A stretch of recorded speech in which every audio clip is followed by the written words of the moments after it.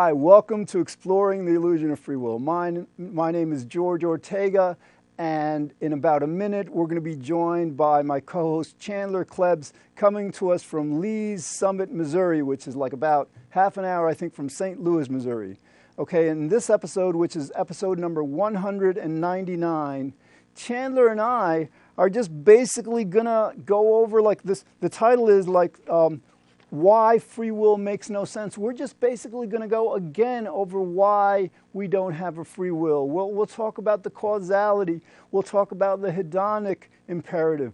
We'll talk about our genetic and environmental conditioning. We'll just talk about various ways of understanding why absolutely nothing is up to us and why this matters. So I hope you join this new series, just basically video recorded online and presented here in White Plains. Okay, thanks for watching, and here we go.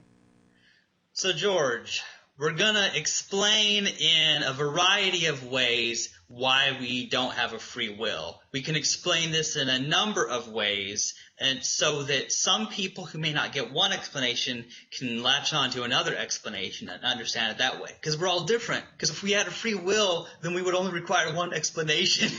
But we're different. So now, a lot of times we go with the causality and acausality example. And so we could briefly go through that, but then I have a second thing to suggest as an explanation that I don't think I've mentioned before. So would you like me to go through these? Yeah, or? Actually, before we go into the causality, let me just define free will in a way that people can understand, because a lot of times when people, hear the term free will, they think people are talking about political freedom or freedom of speech or something. No, this is like free will means that, like, for example, that what we do is up to us. As a good analogy, if you have a puppet or a mannequin, you wouldn't ascribe free will to a puppet or a mannequin or a robot, because that these, nothing is up to them. Nothing is up to a puppet, right? I mean, the puppet, whether controlled by strings or a hand, it's not controlling what it does. It didn't create itself. It's not controlling it.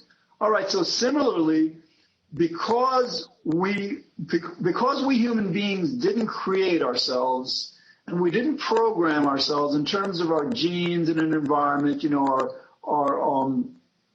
our nature and nurture, we didn't create ourselves, we didn't program ourselves, just like a computer didn't create or program itself and has no free will. We have no free will. That's a good way of understanding what the term free will means and how we don't have it. But again, as you were saying, like the most fundamental way of understanding this is because like everything that happens in our reality is caused. Nothing happens without a cause. Chandler, go into that in more detail. All right. Yes. First of all, determinism, just basically, whenever I say it, just means that everything has a cause. So anything that you think or feel or do, there's a cause for it.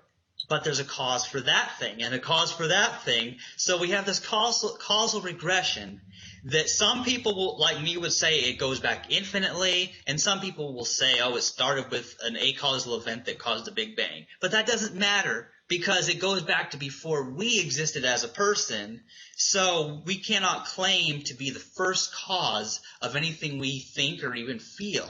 So, and it's what we do and what choices we make always has to do with what we think, what we believe, how we feel. There's no way we could ever punish or we can't treat anyone in any particular way based on them believing or thinking or their brain just working a certain way, because their genetics and conditioning are not up to them. So that's basic causality, and why that refutes free will. But then acausality is real quick to explain. If nothing caused it, then you didn't cause it. An uncaused event implies one that we can't even have knowledge of that it's happening or why, because there is no why. It's uncaused. So that's exactly. Yeah. And just like before we go into these other ways of understanding why we don't have a free will, just very briefly, the reason we're doing this show is because like the free will belief is extremely harmful. When you ascribe free will to your loved ones and they do wrong. You're going to become hostile perhaps with them, and then they're going to get defensive, then you're going to be in conflict. So basically what we're trying to do is create a world that's much more harmonious, more peaceful, more understanding, more intelligent, because it's not like people are not going to ever disagree again. Sure, we'll have differences. We'll continue to do things wrong because we don't have a free will. We can't, like religion says we're all sinners, whatever. So like basically, as we move from free will belief to understanding that fundamentally nothing's ever up to any of us, we can treat each other and ourselves with far more compassion, and there will be so much more harmony among everybody. Yeah, I agree. All right, so on the same side. What? Right. So another reason, another way of understanding we don't have free will. I mean, let's take a test right now. Okay, you have a free will, meaning what? That you can decide what to think and what not to think, what to choose to think and what not to think. Let's put that to the test. For the next 5 seconds, I don't want you to think anything at all. I want you to choose of your free will to have your mind go completely blank. Let's see if you can do that. All right, I'm guessing you couldn't, okay? Now, for the next 5 seconds, for the next 10 seconds, I want you to think of the word orange. I want you to visualize an orange in your mind for the next 10 seconds. All right, now, I'm going to be counting 1, 2, 3, 4, 5, 6, 7, 8, 9, 10, and I could guess that as I was counting that, you were not thinking about that orange. You were not visualizing that orange. You were listening. You were conscious of me making these numbers or just counting up to 10. So again, that's one really powerful way of understanding. No, you don't have a free will to choose your thoughts. These thoughts just come to you for reasons. Chandler, what's another way of explaining why we actually don't have any amount of free will at all? Yeah. Now, this one goes to a more specific example because for some people, causality and acausality is too abstract for them. So another way I like to explain this is that, we already know that you would have to be independent of your genetics and conditioning to have a freely will decision, which is impossible. But even if you could, your decision would have to be 100% independent of what other people do. Because we know we don't control what other people do. Free will belief is the idea that we fundamentally control what we do. But if what we do is controlled by what other people do, so when we fall in love with someone, or we're angry at someone, or somebody calls us on the phone, or somebody talks to us, and that distracts us from whatever we were doing, since we did not choose for them to do that, then we did not choose to have the response to what they did. So what other people do determines what we do, so you have to not only be independent of causality and acausality, and you not only have to choose your genetics and your conditioning, you also have to control what every other human, animal, plant, the solar system, the whole universe. You have to control the whole universe to make a decision. Exactly. Now, let's explore that concept from the perspective of morality. Let's say you were raised in a culture, in a family, where everybody you knew was telling you don't vote because voting is immoral, because the system is corrupt. So what you have learned is not voting is a virtue. It's the right thing to do. Now contrast that to another person who's raised in a very political family, in a very political town and society where everybody's telling you, listen, good people vote because we're in a democracy, and if you don't vote, you're being irresponsible, you're shirking your responsibility. So to the second person, voting is a virtue. Now, you don't get to decide what society you were born into and raised in. You don't get to decide what your parents tell you, what you ultimately determine is right and wrong. So is that person, who doesn't vote, even though he's thinking that not voting is the right thing, are we to blame him for not voting? Are we to say that he wasn't doing something that in his mind, according to his experience, wasn't the right and virtuous thing to do? So again, as Chandler was explaining, other people, society, the past determines who we are, conditions us, in terms of what we consider as morally right and morally wrong. And that's what determines our behavior. We cannot separate ourselves from that kind of conditioning. Yeah, and George, this is very important because each person, they were taught a certain morality. They were taught a certain way in which people ought to behave. However, every other human on the planet grew up in a different family. Most of them went to a different school. Many of them have lived their whole life in a different country with a different legal system, with different religions, different morality taught to them. And then somehow they believe that everyone is fundamentally responsible and blameworthy when they don't match up to the morality that they were taught since their life began, which is irrational. It's insane. Absolutely. All right. Another way of understanding why we don't have a free will. You're faced with a decision to eat an apple or an orange, or to go on vacation to Florida or to California. Now, you've got two possibilities, right? What's going to happen? The strongest of these two motivations, do I want an apple or do I want an orange? And basically the strongest of these, maybe you had an apple for breakfast and so you'll choose an orange. Or maybe you saw a commercial for an orange later in the day and that reminded you of oranges. So anyway, so basically another way of understanding why we don't have a free will is whenever we're faced with a decision, either or the choice, it could be three choices, it could be however many, the one that has the strongest motivation is always going to win out. And that's not up to us. I mean, we don't get to decide what we prefer at a given time. We actually sometimes people say, well, it feels like we have a free will. It really doesn't, because basically what happens, when we make any decision, we're faced with the decision, and then all of a sudden the answer comes to our mind. I've decided I'm going to eat an orange. That's what I want. But we didn't decide that's actually coming from our unconscious. And Chandler, maybe we can go segue into this to an explanation of how, because we have an unconscious, that's yet another way of understanding why free will is absolutely impossible. Yeah, but I just wanted to repeat something you said there.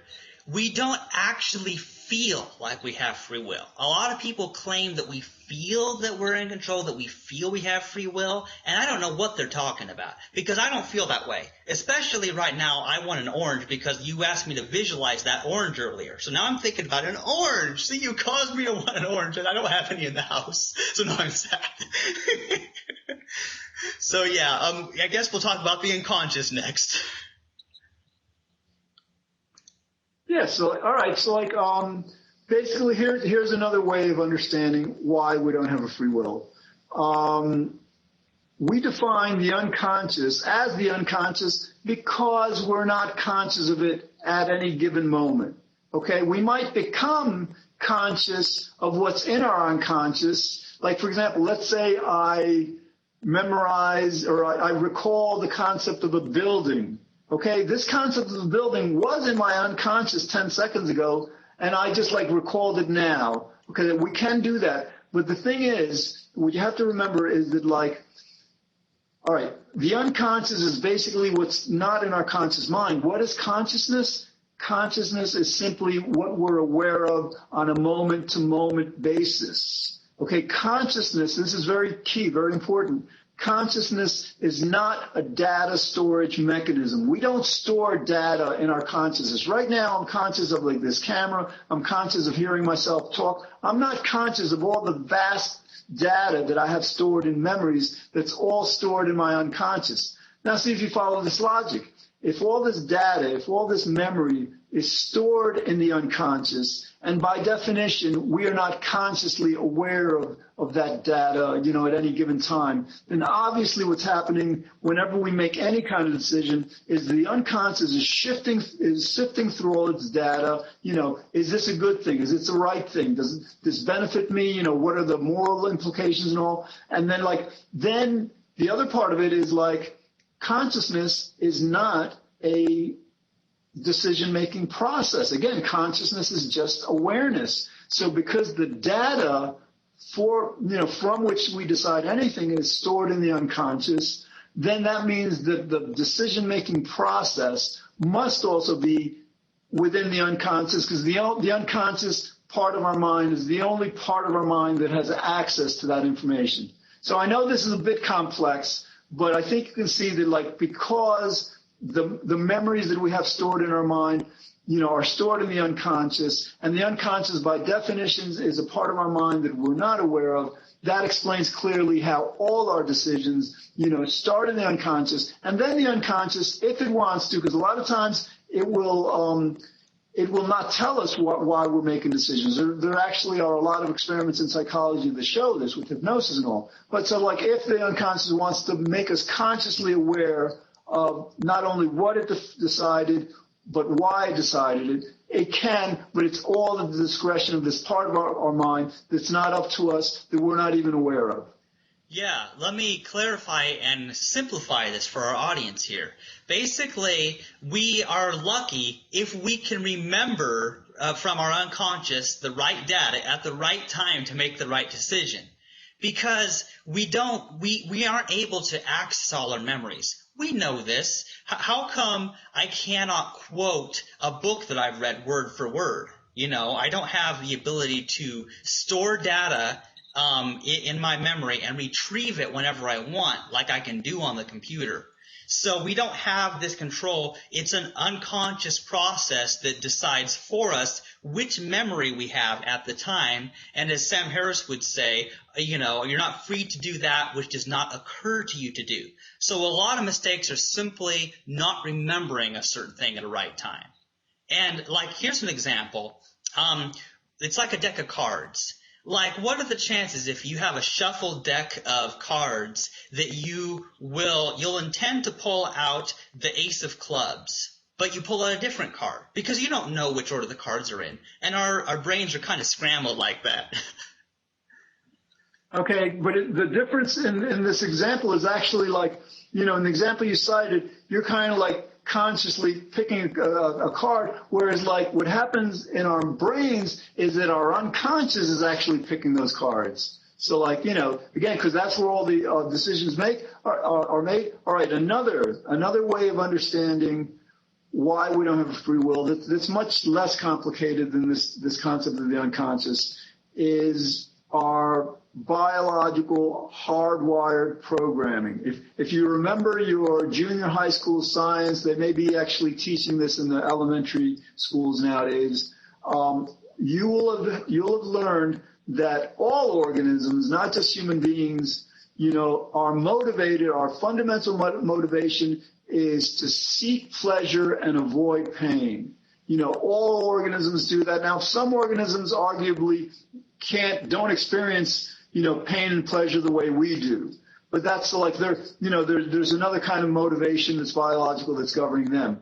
But, like, in terms of human beings, we are governed by the motivation, the basic fundamental motivation to always seek pleasure and avoid pain. Now, we may, like, run a marathon, putting ourselves in pain, because then we'll predict that, well, after we run that marathon, we're going to feel so good about the fact that we did and that ourselves, that it's kind of like an investment in more overall pleasure than pain. But nonetheless, the equation is always about, what we predict is going to, like, bring us more pleasure and less pain, and we can't but do that. In other words, like, take an example of a robot on wheels that you create, and you program this robot to make a left turn every time it reaches an obstacle, like a wall or something, okay?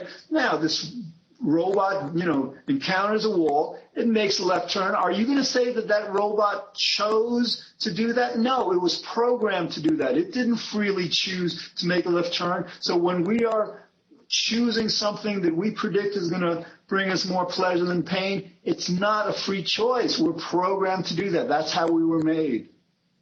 Yeah. And I like this idea of programming because it really explains a lot. Because I tend to say that artificial intelligence is really the same as real intelligence, although sometimes it's more efficient because the robots that are built, the computers that are built, they don't have these emotions that get in the way. They act more reliably to their programming than we do because we can become distracted. So, but we are robots in a sense, just like the robot didn't create itself. Some scientists, some mad scientists created the robot that went out and committed a bunch of crimes, for example. I think another example for our audience, because as you pointed out in your show many times, like most people are religious. They believe in God. They believe in an omnipotent, omniscient creator sort of deity that created everything, as the cause of everything. But then they also try to believe in free will, which is incompatible. Because we can go, there's, with theology, for example, there's causality and acausality that's a little bit different from what we discussed earlier. But under determinism, if every event has a cause, well, then God can predict the future. Because God knows everything. So God can predict the future and knows everything that anyone will choose, because it has to be based on how God created them and all that thing. But then acausality basically eliminates God and free will. Because acausality, what that does is it says that there's something that God did not create, but it happened anyway. And as we already know, acausality doesn't make us responsible. So you cannot believe in free will if you believe in God. So I think that needs to be said. Absolutely, Chandler. Like, I think your key point is like our belief, and it stands to reason, that God is omnipotent. God is all powerful. Now, what we understand in terms of what omnipotence and all powerfulness means, it doesn't mean that God can make 2 + 2 = 5. God, with all the power God has, it can't make God's logic be illogical. It can't, supersede logic. So just as God can't make 2 + 2 = 5, God can't both logically be omnipotent and be able to grant us the free will to supersede his omnipotence. Either God is in control of everything or he's not. So if you believe God is all powerful, there's absolutely no way that God could ever grant us a free will, because it's simply illogical. It would be kind of like contradicting God's sovereignty or omnipotence. Exactly, and I think this applies to very many aspects of life, because I think you mentioned in an episode, you were with Nick, and you said something about its idolatry. The idea that you're controlling God through your free choices or something like that. It's actually blasphemous. Blasphemy in religion is the idea you're ascribing to yourself an attribute that is reserved for God. So if God is omnipotent, all-powerful, and you're ascribing to yourself the power to make decisions free of God's compulsion, then you're kind of like saying that you have a power that's only reserved for God. That, according to at least Judeo-Christianity, is blasphemy. So absolutely, that's it's not a religious belief. Another way to understand why we don't have a free will is this relates to our pleasure principle. Seeking pleasure and avoiding pain. Across countless decades that surveyed hundreds and thousands of people, whenever people are asked, what do you most want in life? The answer is always happiness. Okay, but here in the United States, we're about 70% happy. We're not nearly as happy as we could be. And so the question to ask yourself is if you believe you have a free will, that means that you believe that you can freely choose not just your thoughts, but also your moods and your states. And happiness is kind of like a feeling, a mood, and a state. So if you have a free will, what is preventing you from feeling completely happy every moment of every day? Obviously, when you think about it, you have these negative thoughts, these painful thoughts, this anxiety, fear, whatever it is, coming into your mind. You're not freely willing them. They're coming there. If you had a free will, you'd be able to be blissed out every moment of every day. That's another way of understanding you have free will. Chandler, there's another thing related to that that involves morality. Why don't you explain how our not being able to be moral as much as we want to just is another way of understanding how we don't have free will? Yeah. for one thing, we all make mistakes, and if we have a free will, supposedly, and we were in control of everything we do, then why would we ever make any mistakes? Why would we make moral mistakes? Why would we make mathematical mistakes? Why would we ever do the wrong thing? Because we want to do the right thing. Because we believe, we feel better about ourselves when we do the right thing, And I think part of that's because of belief in free will. But in any case, even determinists, we still get satisfaction out of doing the best thing we could have done in this situation. So why aren't we able to always do the right thing? And so the very fact that we do make mistakes shows us that we're not in control and that something else is limiting us. And I think it has to do a lot with that unconscious and being unable to retrieve the right memories.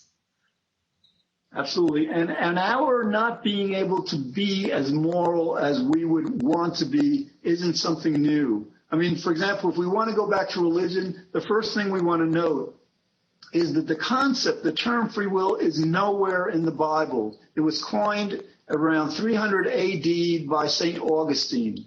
But in the Bible, in Romans, in the New Testament, you actually have Paul basically questioning. He's saying to himself, he's writing, I don't understand what's going on. I want to do what's right, but sometimes I find I can't do what I want to do. Sometimes I find that I do what I hate. So in these passages, Paul, the Apostle Paul, is directly and strongly challenging this notion of free will. So again, because we're not free, because we can't freely choose to be as good as we want to be all the time, because we all, fall short of our, desire to do that. That's yet another way of understanding why we don't have a free will. Yeah, I think it is a very clear example. Here's another example. Let me see how we are on time. Okay, yeah. We're at 25 minutes. You got about a minute and a half. Okay. A minute and a half. Go ahead. Yeah, okay. Talk fast. Yeah, all right. Yeah, I think that this morality thing is a really strong case. We know we make mistakes, and why do we make mistakes? And think about it. A lot of people, religious people especially, they believe, that you have angels and God, and you have Satan and demons pushing you another way. So we've got different forces acting upon us, pushing us towards doing certain things, and that's another way how if you believe that God has called you to do a thing, that God's compelling you, or the devil's compelling you to do something, then how are you responsible for that? So that's an additional way that it conflicts with free will.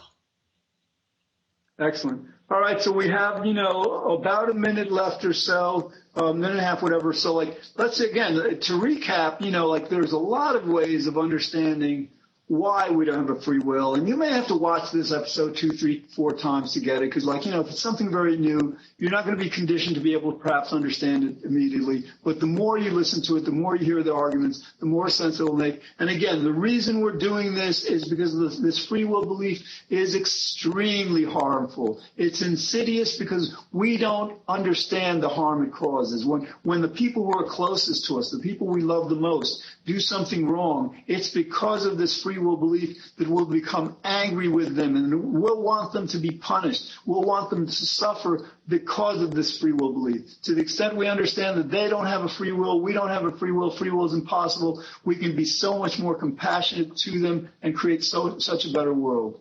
Okay, Chandler, we've got about 40 seconds left. Oh, no, we're over. Sorry. Okay. All right, that's it for today. We'll be back again.